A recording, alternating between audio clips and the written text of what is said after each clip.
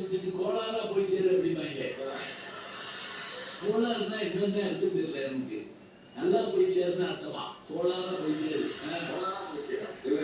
சித்திரமும் கைப்பழக்கம், சித்தம் செந்தமிழ் நாப்பழக்கம், வைத்தொரு கல்வி மனப்பழக்கம் அப்படின்னு சொன்னா அறிவுரையா? அதான் சொன்னேன், ஆண்டோர் பெரியவர்கள் வாழ்ந்ததை சொன்னார்கள்.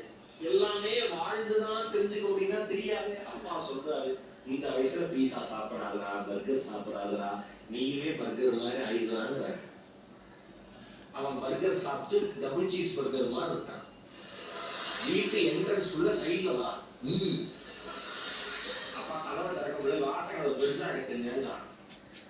அந்த அளவுக்கு இருக்கு. மிட் நைட் பிரியாணி சாப்பிட்டுட்டு சோடா குடிச்சிட்டு ஸ்டேட்டஸ்ல போட்ட கையோட ஹாஸ்பிட்டல் அட்மிட் ஆயிருப்பான். ஏன்? நல்ல உணவு சாப்பிடுறாங்க, பசித்து புசினாங்க. பெரியவங்க கேட்டீங்களா? பசித்து புசி, பசியோட எந்திரினாங்க.